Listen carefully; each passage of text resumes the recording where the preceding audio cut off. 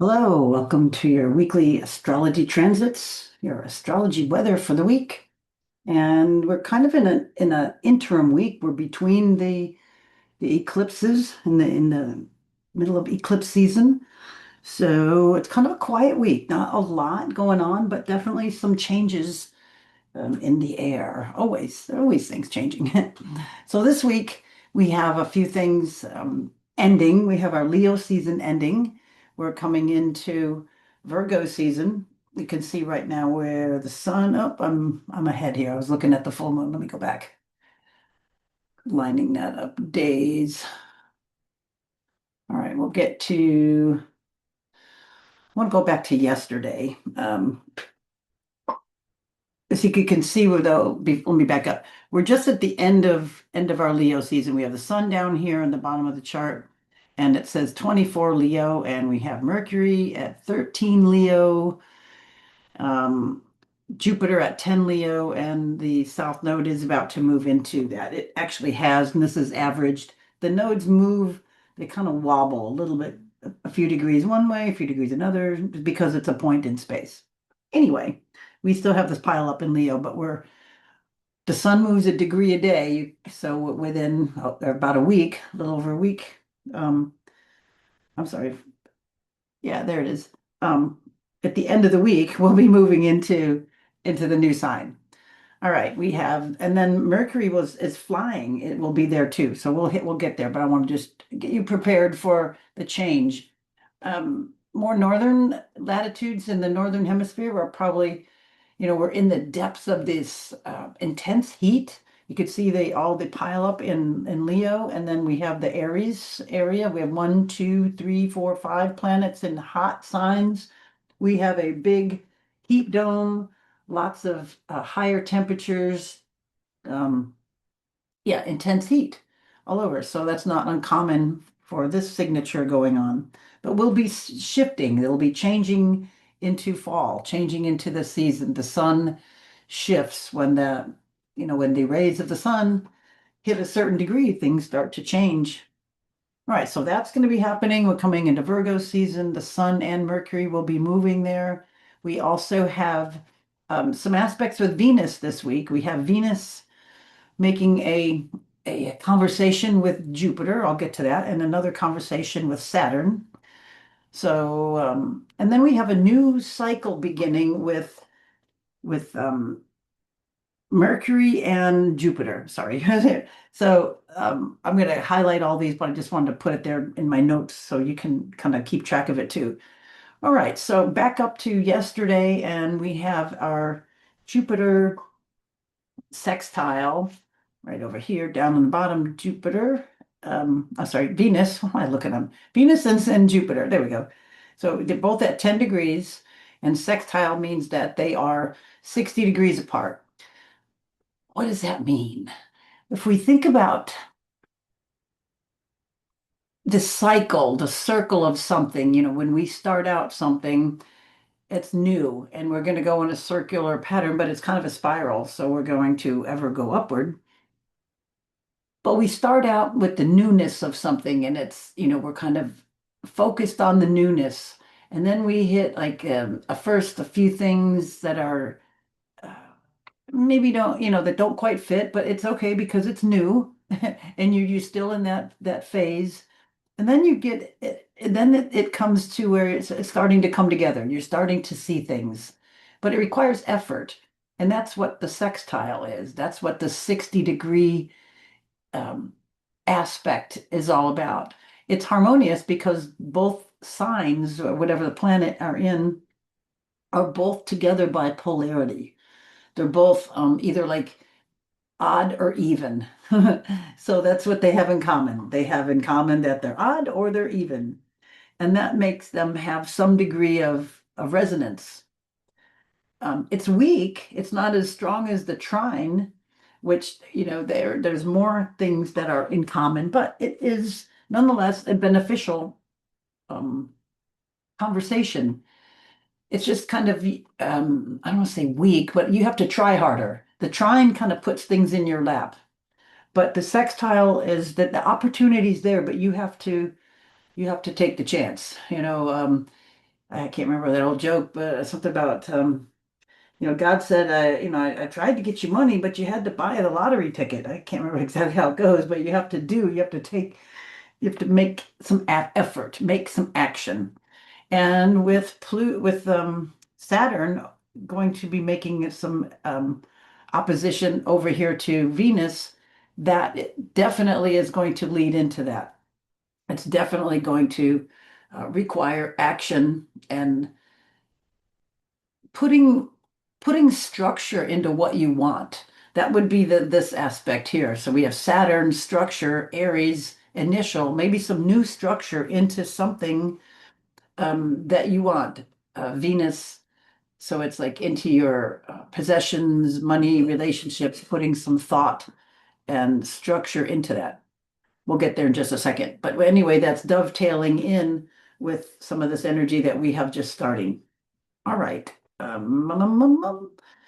Okay, so there's our first one. So our Venus sextile. Let's talk about that a little bit more. Venus here sextile over to Jupiter. So Venus is your love, your money, what you want, your possessions, and it's in her home sign, her other home sign. She's in home in Taurus and she's home in Libra. So this is her masculine appearance, but it's where she feels comfortable. It's where she's more outward, more expressive, more communicative with others, not just into herself. So it's like where you look to relationships, where you look to balance your relationships, where you look to have some harmony in your relationships. Um, Definitely with that energy, and over to Jupiter, which is expanding. So it's it's really about doing some big expanding um, harmo bringing expanse to your love and your romance, to your money, to your wealth, to your creativity, to your joy. Um, it's like a very good lucky charm kind of. It's like it eases up the little bit of that area of love, money, social life. And when they align, it's definitely bringing in, it encourages more warmth, more generosity, more happiness, and it makes a good focus. Like again, you have to take action, take that, action for relationships, for fun, for financial growth, for whatever it is that you really want to be in. Okay, then the next thing that is going on, let me get rid of this over here, is that we have this new synodic cycle. All right, let me move that forward for you. It's a synodic cycle is basically just a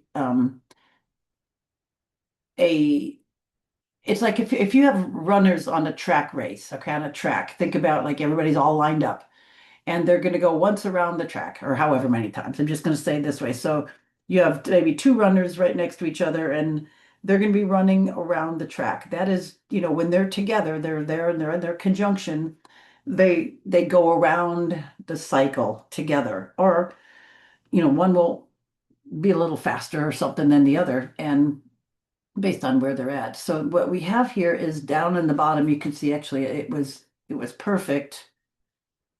Mercury's going really fast. Okay, anyway, it was perfect like on the 16th. And you can see down here on the bottom, you can see Mercury and Jupiter in Leo have 10 and 11 degrees. Mercury's just moving fast. Look at how I go back a whole day and it's 9. It's going 2 degrees a day. All right. So anyway, this is its conjunction now. They are together. So the first half of some phase, okay, so for the next year, it's going to go around, and then they'll both be back, but it'll be the next sign because Jupiter will have moved forward. So they're going to go around one in Leo. So the reason that that's important is they're starting to cycle together. They're right here. And let me go back.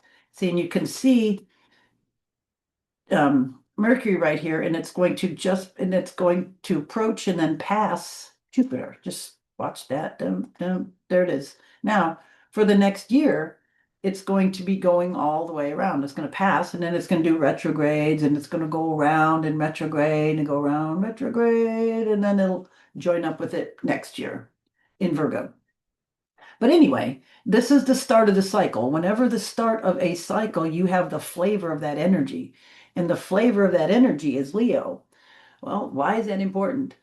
Because when when those two planets are together, they're a blending of that energy. So we have Mercury, which is your mind.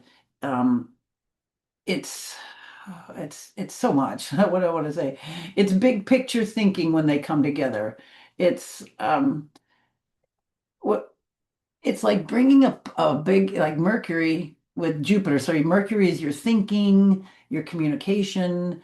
Um, anything that anything from your hands, busy work, computers, technology, and when it's with Jupiter, Jupiter brings enlarges or expands anything that it touches. So when you put those together, it could be a powerful boost to your mental energy, optimism, communication skills. Um, it's like the the planet of Mercury, the mind and the daily communication meets the planet of luck, expansion, and big picture thinking. So your thoughts, conversations expand. It's an ideal time for learning, maybe for pitching new ideas, for negotiating. Um, it's but that where it trips you up is it won't focus in on small details. It just, you want to move fast, move quickly, enlarge, quickly through things. But with the Saturn happening in there, it will help highlight some of the details, some of the snags, some of the things. So you're not going to just go over the top and over expanse and or be too idealistic or fooled by something. If it sounds too good to be true, it usually is. So when they align, um, that conjunction at 10 degrees Leo, look in your chart to see where Leo is and if you have anything significant near 10 degrees because that will resonate whatever you have also. So it's an annual cycle. It's called a synodic cycle that is basically means that they start together and they're gonna, one's gonna run faster around the track. But this is what's really interesting when planets start to separate, they're in their waxing, I should say, like they've just gotten together and now Mercury is going past. It's going past it and it's separating. So it's waxing. That's what's called its waxing phase. It's building up. When something's in its waxing phase, it's more internal, it's more subjective. It thinks it's more to itself, more internalized. It's studying the problem, trying to understand whatever the new thing is. Once it reaches its opposition, it starts to come back, toward the beginning, and it gets, that far away view, right? You get the view from all the way away, because at first when you're right together, you don't have it. You're too close. You can't see it. So when it reaches the opposition, it's as far away as it can, and it gets the objective view. So it starts to think more objectively. How do I interact with others? How does this fit? With others? How do I work this out on that level? And that's called the waning phase as it comes back home toward that conjunction and a new synodic cycle begins. So this one is being in Leo. Leo amplifies expressions. Leo governs the heart, creativity, being seen, being visible, being dramatic. um, Conversations and things are going to have an extra layer of confidence and flair. Leo's flashy, dramatic, of the heart, posh. It's big picture thinking. Mental horizons expand, making it ideal for anything on that level, anything publishing, learning, reframing old limitations into new possibilities. But the danger is just the risk of excess because Jupiter, enlarges or magnifies whatever it touches. And Leo loves the grand stage. It loves enthusiasm. It can, edge into maybe over-promising or or neglecting practical logistics. So that is one danger of that coming on. What else did I want to tell you about that? Let's see. Basically that. So when in yourself, it's kind of like getting confident, restructuring things, rebranding, looking at how you want to be seen, how you want to tell your tale, how you want to expand or embolden things with this new cycle. And it's cool that it's happening kind of between the eclipses, between eclipse seasons, because those are definitely highlights or markers of time. All right, that's big. already talked about that. So where are we? Okay, so go forward now. Okay, so that was exact, and you see where that's at. All right, so coming into this week, we don't have again a lot of aspects. We had the the one I just told you about, Venus and Jupiter. Oh, we're just coming off of the Mars over here, square to Neptune. So that is still in effect. You see Mars is just now at 5 degrees. It moved into Cancer, which makes it more defensive, more busy with things at home, with being secure, with protection. This is really a protective, a mama bear kind of aspect. And being square over to Neptune would bring in some haze, a little bit of fog. Its energy is like, I don't know if I want to move forward yet. I don't know if that's safe. I don't know if that sounds right. That sounds too good to be true. It's like it's illogical. It doesn't make sense. There's definitely a little bit of hesitation with that, confusion about direction, confusion about energy. Maybe the ideas are there, but you're not sure how to bring them through. So there was a little bit of that, and it's passing. So that energy is what we started the week with, but it's maybe some of that confusion about things is maybe starting to clear and get a little bit further away and have some time to get some perspective. All right, so nothing's big there. Coming into Thursday, we got well, all week, like we're coming just from now, we had the moon in Scorpio. We're just finishing up with the moon in Scorpio. That's intense. It could be intense, feeling like you're emotionally under the magnifying glass. You're having to really, it's a good time to do some shadow work, to really get into your crap and clean it out, sort it out, organize it, get rid of what's not working, old habits, old ways, especially with the nodal moon node change too, because that axis is now um, Leo, coming from the heart, the people, drama versus Aquarian authority. So this is going to be a theme for the next year and a half also. So it's bringing up things within yourself. Who are you? What do you want to do? What is your voice? What's your message? What do you stand for?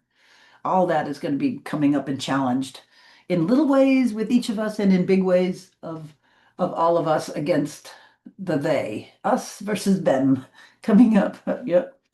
Okay. And then on Friday, we have our Venus opposite Saturn coming up here. Friday. It's late Friday. This is set for early in the morning, so it'll be um there we go. It's like late Friday, early Saturday. You can see it's 14 degrees here. Oh, Venus opposite Saturn. Oh, it's kind of like um a tug of war, an opposition between like your desire, Venus, love, pleasure, and things you're connected to and your fear of vulnerability, your sense of duty and control, Saturn. Okay, so it's going to be this push-pull, desire, love, or duty, or being vulnerable. It's like something maybe brings you to where um, you question your self-worth or your emotional restraint, your emotional challenges. It's self-doubt. It's maybe feelings of inadequacy. You know, maybe you're questioning loyalty, either yourself or someone else. It could be fear of rejection. Could be holding back your affection, maybe building walls just to protect yourself from getting hurt. Venus, Saturn, not the best conversation.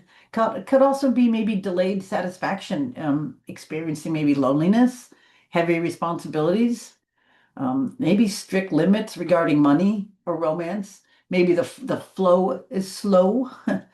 Um, in relationships, it could be also maybe attracting serious or emotionally distant partners or feeling lonely even when you're with somebody. It's part of getting in and doing that shadow work, going in and seeing what is in the way. Who does it belong to? Return to sender, give it back, and clear the stuff out. It sticks to us, and sometimes it keeps resonating. We got to keep clearing it out, giving it back. We also have things with finances, maybe feeling guilty about spending money on past things. Oh, I shouldn't have bought that. Oh, I need some comfort. I need to buy myself a blankie, or maybe having to budget. or, or a little bit of tight financial restrictions, maybe personal growth. Maybe you've got to find ways that you got to value yourself before you can accept love from others. So all of this kind of kind of information and all this stuff is going on with this Venus opposition Saturn. It's it could also be nostalgia, elders, respect for elders, looking to the past, finding beauty with old things, antiques, antique hunting, all of that kind of fun stuff. All right, let me what else do we talk about? I got to talk about that one, new synodic cycle. All right, so other than that, let me just get rid of this. Whoops. And then we talk a little bit about Virgo season, what that means. And we don't have a lot this week, which is kind of nice. Um, there it is. Okay, so we're nearing, you can see now, we've gotten to Saturday and the sun is at 29 degrees of Leo. We've in this week, we've just gone through like the rest of it. So um, on Sunday or late Saturday, um, the sun changes signs. So we have that Virgo season. Virgo is is definitely a change. We're going to get, it's an earth sign. It's ruled by Mercury. This is a time when, kids go back to school, and then we usually get the energy now to, the weather starts to change a little bit. We get the energy to clean, clear out clutter, sort out messy schedules, get things organized. Virgo also deals with health. It's a perfect time for starting to build better daily habits, better sleep routines, better food choices, being more health conscious, cleaner food. And then efficiency. Virgo is all about being efficient, finding smart ways to finish old tasks and work with a purpose. And then it's refining. Virgo is very, wants to refine. It likes details. It likes to edit projects, fix small things instead of starting all over. So for everybody, it will kind of be of a strong, clear, ready to take charge of personal goals kind of feeling. You want to, organize, work on your health, get your efficiency, get all that happening. Um, and it's a really good time, good season to start that. And it won't be long. It's like a few days. Let's go ahead to see when Mercury goes over there. I should also mention the sun going over the south node. South node is where we have to give back, where we get rid of. So sun going over there is also getting rid of stuff, parts of your ego that aren't serving you anymore. Parts of your ego that aren't serving you anymore. Basically, that's it. It's where you over dramatize, um, make big things out of nothing. Maybe stick to too adamantly stick to things without change.